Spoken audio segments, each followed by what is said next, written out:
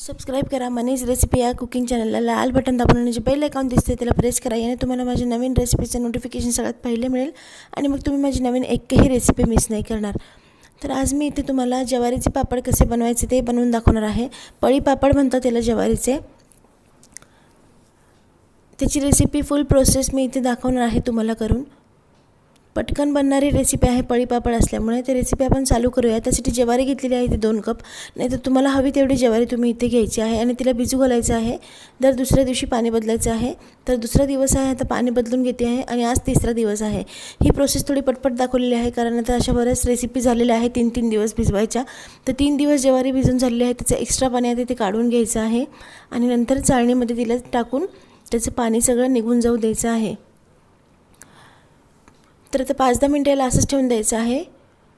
5-10 मिनटं झाल्यानंतर पाणी सगळं निघून गेलेलं आहे. एक स्वच्छ कपडा घेऊन त्यावर ही ज्वारी आता ओली आपण जी भिजवून घेतलेली आहे ती आता घरामध्येच फॅनखाली अशी वाळवून घ्यायची आहे किंवा सुकवून घ्यायची आहे कपड्यावर टाकून.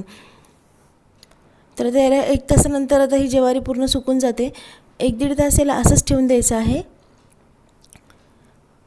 तर आता 1-1.5 तासानंतर तुम्ही बघू शकता ज्वारी पूर्ण सुकलेली आहे. उन्हाळा असल्यामुळे पटकन गरमी असल्यामुळे सुकून जाते ती. आता इथे तुम्ही गिरणीतनं दळून आणू शकता जाडसर थोडंसं, नाही तर मग घरीच दळू शकता. आमची क्वांटिटी कमी असल्यामुळे इथं ही मिक्सरमधूनच इथे काढून घेतलेली आहे.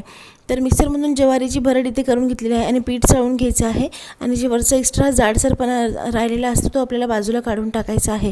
तर पीठ आता इथे सगळं चाळून घ्यायचं आहे मिक्सरमधून भरडून. तर अशा प्रकारे आता सगळं पीठ इथे चाळून झालेलं आहे आणि पीठ थोडं जाडसर तुम्हाला दळायचं आहे. एकदम जे आपण भाकरी बनवतो तसं पीठ याचं करायचं नाही आहे. नसेल तुम्हाला जमत तर तुम्ही गिरणीतनं पण दळून आणू शकता. तर पीठ आता तुम्ही बघू शकता इथे अशा प्रकारचं पीठ आपल्याला पाहिजे. तर दुसऱ्या दिवशी आता आपण याच्या पापड बनवायला चालू करूया. तर दुसऱ्या दिवशी आता सकाळी इथे पाणी घेतलेलं आहे. त्यामध्ये जे पीठ आपण बनवून ठेवलं होतं ज्वारीचं ते आता मिक्स करायचं आहे. पाण्याची क्वांटिटी अशी काही घ्यायची नाही आहे.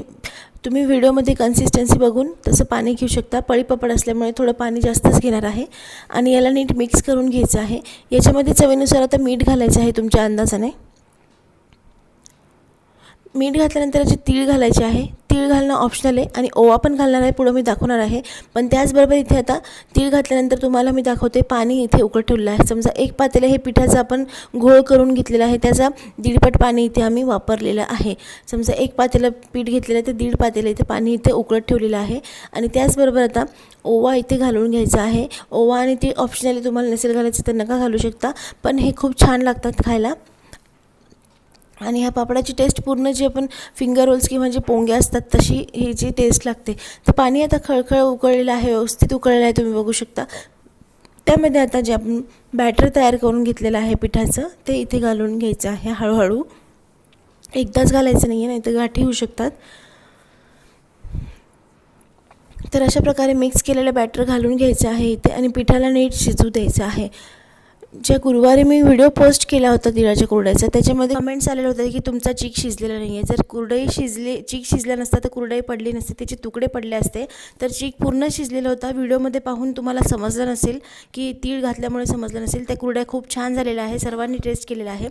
आणि तळून याच्यासाठी नाही दाखवलं की मी 4-5 ऑप्शन सांगितलेले. तळले त्याला बारीक गॅसवर तळावं लागतं. तळले तर तीळ जळतात, शक्यतो तळून खायच्या नसतात, त्या कच्च्याच खायच्या असतात किंवा मायक्रोवेव्हमध्ये भाजून खायच्या. तर उन्हाळी रेसिपी मी इथे खूप कंटिन्यू पोस्ट करत आहे. त्यामुळे एखादी रेसिपी तळून नाही दाखवली तर प्लीज तसा विचार करू नका, कारण खूप मेहनत लागते या उन्हाळ्याची रेसिपी करायला. ज्यांना करायचं असतं त्यांना समजतं ते. तर आता त्याच्यानंतर इथे तुम्ही बघू शकता आता पीठ पूर्ण शिजवून घेतलेलं आहे. जवळपास 1 तास हे पीठ शिजवून घेतलेलं आहे नीट, म्हणजे त्याचे पापड्या मग नीट येतात. आणि पापड्या घालायला इथे चालू केलेलं आहे. पळीने घालायचे आहे. मी जसं मी लिहिलेलं आहे पहिलेच की पळी पापड आहे म्हणून, तर पळीनेचे पापड आपल्याला घालायचे आहे.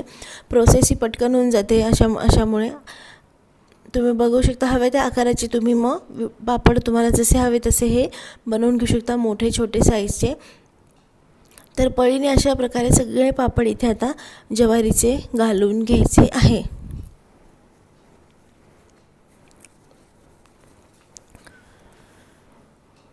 तर आता अशा प्रकारे ज्वारीचे पापड घातल्यानंतर याला उन्हामध्ये पूर्ण वाळवून घ्यायचे आहे 2-3 दिवस. आणि थोड्या वेळ 1-2 तासानंतर उन्हामध्ये तुम्हाला पापड निघाल्यानंतर त्याला दुसऱ्या साईडने पलटी मारून पण वाळवून घ्यायचे आहे. अशा प्रकारे 2-3 दिवस पापड आता उन्हात वाळवून घेणार आहे.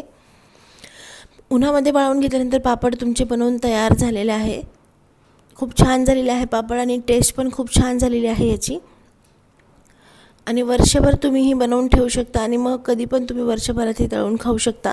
फक्त नीट सुकवून घ्यायचे आहे. जसं मी नेहमी सांगते, याला नीट पूर्ण खळखळ असे उन्हामध्ये वाळवून घ्यायचे आहे. तर पापड आता आपले बनलेले आहे. याला आता आपण तुम्ही बघू शकता कलर टेक्स्चर छान झालेलं आहे. तळून घेऊया आपण. त्याला तुम्हाला मी तळून दाखवते पापड. तळण्यासाठी इथे पापड तेल गरम करत ठेवलेलं आहे. तेल गरम झाल्यानंतर त्यामध्ये आता पापड घालून घ्यायचं आहे आणि त्याला नीट तळून घेणार आहे. आणि टेस्ट याची पूर्ण जी लहानपणी आपण खायचो पोंगे जे येतात त्या प्रकारची याची टेस्ट खरंच खूप छान लागते. खरंच छान झालेली आहे टेस्ट याची. आणि पापड आपला तळून झालेला आहे. 2 मिनटात तळला जातो आहे पतला असल्यामुळे तुम्ही बघू शकता. आणि एकदम कुरकुरीत क्रिस्पी आणि एकदम तुकडा त्याचा पडतो आहे. खूप कुरकुरीत असे पापड हे झालेले आहे. तुकडा तुम्ही बघू शकता लगेच पडतो आहे याचा. तर ज्वारीच्या पापडांची पळी पापडांची ही रेसिपी तुम्हाला आवडली असेल तर रेसिपी तुम्ही नक्की करून बघा. रेसिपी आवडल्यास रेसिपीला नक्की लाईक करा. जे माझे व्ह्यूअर्स आहेत छान छान त्याने मला कमेंट्स करतात चांगल्या मला खूप छान वाटतं.